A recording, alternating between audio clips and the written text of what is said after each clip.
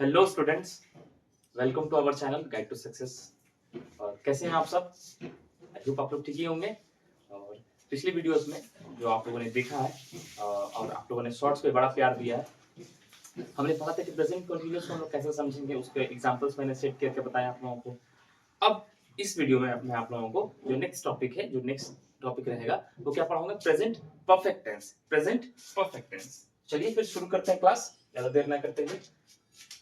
अब हम लोग आएंगे, देखिए प्रेजेंट परफेक्ट। ठीक है, एक बात समझिएगा, इसका मतलब ये अगर हम लोग शॉर्ट में डेफिनेशन इसका समझने, डेफिनेशन को देख करके इसको हम लोग समझने की कोशिश करेंगे तो क्या होगा? प्रेजेंट में काम परफेक्टली डन हो जाएगा। परफेक्ट, प्रेजेंट परफेक्ट टेंस मतलब क्या? प्रेजेंट में ही काम परफेक्टली डन होगा, एकदम पूरा डन हो चुका होगा। जैसे अगर हम लोग इसको हिंदी के माध्यम से समझने की कोशिश करें, हिंदी विद्वानों ने जो हम लोग को इस तरीके से समझाने की कोशिश किया, बार बार मैं हर वीडियो में बोलता रहता हूँ कि ये रूल नहीं है, ये रूल नहीं है। आप लोगों ने पढ़ा भी होगा बचपन में कि जिस शब्द के अंत में चुका है, चुकी है, इस तरह से आप लोगों ने पढ़ा होगा। चुकी है, चुके हैं, चुके हैं, या है, ये है, इस तरह से वर्ड लगे रहे तो हम लोग इसको क्या कहते थे? प्रेजेंट परफेक्ट कहते थे। अब हम आपको थोड़ा सा एग्जांपल देकर समझाते हैं। मैं क्या कहते हैं, प्रेजेंट कंटीन्यूअस टेंस पढ़ा चुका हूं इस तरह से हो गया। आप क्या कहते हैं, ब्रश कर चुके हैं, ब्रश कर चुके हैं। आप नाश्ता कर चुके हैं, ये हो गया। ठीक है, अगर आपको मतलब दूसरा एग्जांपल देना हो तो अगर या हिंदी से इस तरह के एग्जांपल देना हो तो मैं आप लोगों को एक और समझाता हूँ कि पापा ने तुम्हें बुलाया है, पापा ने तुम्हें बुलाया है, या है आ गया। मतलब पापा कंफर्म मैसेज किए ना व्हाट्सएप पे कि भाई हाँ आइए आइए, तो काम डन हो चुका है कि पापा बुलाए तो है, तो बुलाए हैं। अरे बस समझ में, इस तरीके से हम लोग समझ सकते हैं। इस पर आप लोग कोई गाना वगैरह सुनना चाहें तो आप लोगों को भजन सुने होंगे, चलो बुलावा आया है, माता ने बुलाया है। तो चलो बुलावा आया है, आ चुका है बुलावा, यानी कि काम व्हाट्सएप जो है आपका हो चुका है एकदम कंफर्म कि हाँ भाई बुलावा आ गया, आओ अब, मैसेज आ गया है। फिर माता ने बुलाया है, तो माता ने ही बुलाया है, ये भी काम परफेक्टली डन होता हुआ दिख रहा है। तो ये थोड़ा सा हिंदी माध्यम से हम लोग समझने की कोशिश की है। अब आते हैं इसके स्ट्रक्चर पे। ठीक है, अब इसके स्ट्रक्चर पे आएंगे। ये बस समझिए, समझने के लिए, ठीक है, कोई रूल नहीं है लेकिन समझने के लिए आसान होता है, तो इसलिए आपको समझा देते हैं। अब इस आते हैं स्ट्रक्चर पे। स्ट्रक्चर के लिए क्या है, अफर्मेटिव में अगर हम लोग देखेंगे, अफर्मेटिव मतलब क्या, सब पॉजिटिव अगर रहेगा तो ठीक है, अफर्मेटिव अगर रहेगा इसके लिए स्ट्रक्चर क्या होगा? सब्जेक्ट लिखेंगे, हैज या हैव लिखते हैं हम लोग, ठीक है, हेल्पिंग वर्ब। उसके बाद वर्ब का थर्ड फॉर्म लिखते हैं और उसके बाद क्या लिखते हैं? ऑब्जेक्ट। याद रहेगा, ये क्या है? हेल्पिंग वर्ब्स हैं। क्या है? हेल्पिंग वर्ब्स हैं। ये जो हैज है, ये जो हैज है, ये सिंगुलर वर्ब, सिंगुलर सब्जेक्ट के लिए होता है। किसके लिए होता है?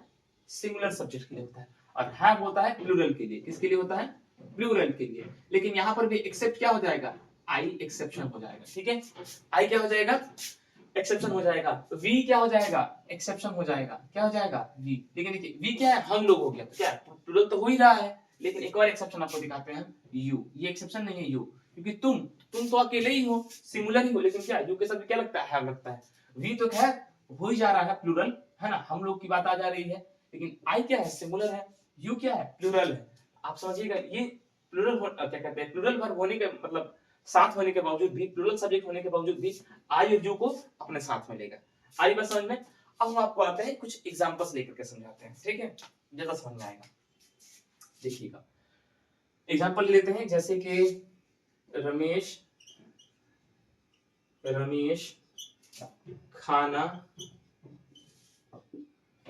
खा चुका है। ठीक है, समझ में?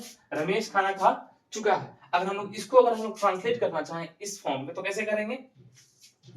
सभी पहले लिखेंगे हम लोग, सभी लिख ही दिए, रमेश। ठीक है, अब रमेश सिंगुलर सब्जेक्ट है क्योंकि सिंगल है, तो क्या लगेगा? इसके साथ हैज लग जाएगा, रमेश हैज। अब देखिए खा चुका, खाना ना, तो क्या हो जाएगा? ईट। ईट क्या होता है? वर्ब फर्स्ट फॉर्म है, और उसका सेकंड फॉर्म ईट होता है, थर्ड फॉर्म क्या होता है? क्योंकि थर्ड फॉर्म लगाना है, ईटन लगा देंगे। रमेश हैज ईटन अब इसको यहाँ पर मील लिख ले खाना को या फूड लिख ले, एक ही बात है, ठीक है। हम यहाँ पे आपको थोड़ा सा स्टैंडर्ड वर्ड लिख दे रहे हैं मील। अरे एकदम छोटा सा समझने के बच्चों की तरह समझाने की कोशिश कर रहे हैं आपको। अब आपको समझाते हैं इसका नेगेटिव पॉइंट अगर हमको लिखना हो तो कैसे लिखेंगे, ठीक है। एक और बात समझिए, इसको एग्जांपल ज्यादा नहीं देंगे, आप समझिएगा। अगर नेगेटिव स्ट्रक्चर लिखना हो तो कैसे लिखेंगे, देखिए अगर नेगेटिव में लिखना हो तो सब्जेक्ट लिखेंगे वैसे ही, ठीक है। फिर हैज या हैव लिखेंगे ही, ठीक है। फिर क्या लिखेंगे, नॉट लिख देंगे बस, ठीक है। और उसके बाद क्या भी रहेगा ही और ऑब्जेक्ट रहेगा, ठीक है।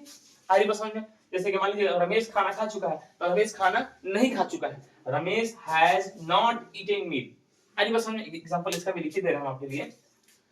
मान लीजिए सेम वर्ड के लिए हमको नेगेटिव वर्ड बनाना है तो क्या लिखेंगे, सब्जेक्ट तो लिखना ही था, सब्जेक्ट लिख दिए, ठीक है। सब्जेक्ट हो गया, फिर हैज या हैव में से क्या लगाना था, तो हैज लग ही जाएगा, हैज लिख दिए। रमेश हैज, उसके बाद क्या, दोनों हेल्पिंग फॉर्म से एक, और उसके बाद क्या नॉट लगा देंगे, नॉट लगा दिए, नॉट ईटन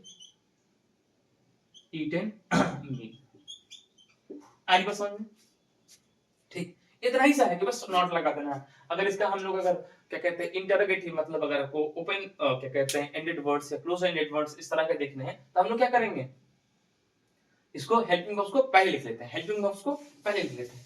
लेकिन एक और बात समझिएगा, जैसे मैंने आपको एग्जांपल लिखा है कि आई यू के साथ क्या लगेगा, हैव लगेगा, आई यू के साथ हैव लगेगा। इसका भी एग्जांपल ले लेते हैं हम लोग, ठीक है। अगर मान लीजिए अगर हम कहेंगे कि मैं क्या कहते हैं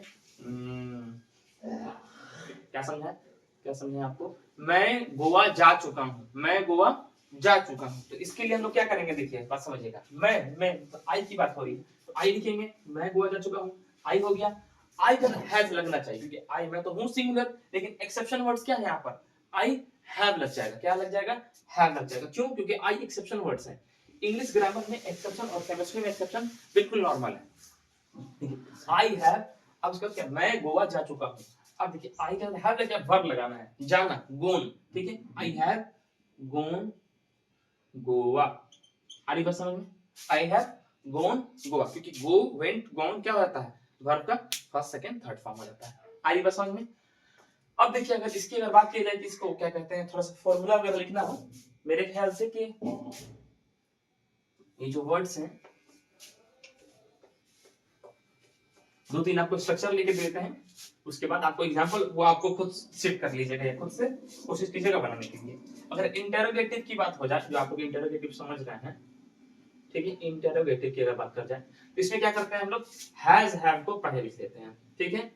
हैज हैव को पहले लिख लेते हैं, फिर क्या लिखेंगे, सब्जेक्ट लिखेंगे, फिर क्या लिखेंगे, वर्ब का थर्ड फॉर्म, फिर ऑब्जेक्ट लिखेंगे। लेकिन इसी में अगर हम लोग नेगेटिव में देखेंगे तो क्या करेंगे, हैज लिखेंगे, फिर हैव लिखेंगे, फिर सब्जेक्ट लिखेंगे, फिर नॉट लिखेंगे, और फिर उसके बाद ऑब्जेक्ट लिखेंगे। सॉरी यहाँ पर वर्ब का पहले थर्ड फॉर्म हो जाएगा, उसके बाद ऑब्जेक्ट हो जाएगा, ठीक है। अरे बस हम तो ये दो स्ट्रक्चर, सिर्फ स्ट्रक्चर, इसका एग्जांपल कुछ खास आप लोग को देना नहीं चाहते हैं, खुद से आप लोग बना भी सकते हैं। क्योंकि क्या कोई भी वर्ड चुनिएगा उसमें क्या करना है, क्या यूज कर देना है, क्या वो खाना खा चुका है, क्या वो गोवा जा चुका है, इस तरह से वर्ड हो जाएगा, क्या वो गोवा नहीं जा चुका, इस तरह से वर्ड्स होंगे।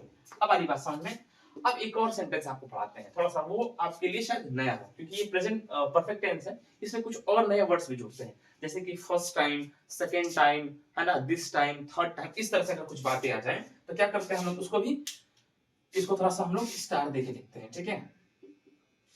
अगर किसी वर्ड में फर्स्ट टाइम आ जाए, क्या आ जाएगा, फर्स्ट टाइम, ठीक है। या है ना, क्या कहते हैं, सेकेंड टाइम आ जाए, सेकेंड टाइम आ जाए, या ठीक है, या थर्ड टाइम आ जाए, क्या आ जाएगा, थर्ड टाइम, या दिस टाइम आ जाए, क्या आ जाए, दिस टाइम, ठीक है। तो हम लोग क्या करते हैं, उसको प्रेजेंट परफेक्ट में ही रखते हैं, उसको किसको रखते हैं, प्रेजेंट परफेक्ट वाला ही रूल अपनाते हैं। क्या सारी बात समझ में, क्या अपनाएंगे हम लोग, प्रेजेंट परफेक्ट वाला ही टेंस अपनाएंगे। अभी एक और बात समझिएगा, फर्स्ट टाइम आ गया, सेकंड टाइम आ गया, थर्ड टाइम आ गया, इस तरह से कोई बात हो जाएगी। अब एक एग्जांपल आपको हम लेकर समझाते हैं कि मान लीजिए हम कहेंगे कि मैंने क्या कहते हैं अभी अभी प्रेजेंट परफेक्ट टेंस को पढ़ा है, अभी प्रेजेंट परफेक्ट टेंस को पढ़ा है, तो हम इसको एग्जांपल को कैसे लिखेंगे, बस समझिएगा। मैंने अभी प्रेजेंट यानी अभी का मतलब क्या है, दिस टाइम, अभी पढ़े हैं जस्ट, ठीक है। या अगर फर्स्ट टाइम पढ़ेंगे तो उसके लिए भी अलग आ जाएगा। तो फर्स्ट टाइम भी कह सकते हैं, आपको अगर अभी पढ़े हैं तो ये भी ठीक है, नहीं तो क्या कह सकते हैं, फर्स्ट टाइम कह सकते हैं। आई मान लीजिए लिखेंगे आई से क्या लगता है, हैव लगता है। आई हैव अंडरस्टूड, क्योंकि समझना है, अभी जस्ट पढ़े हैं ना, अंडरस्टूड।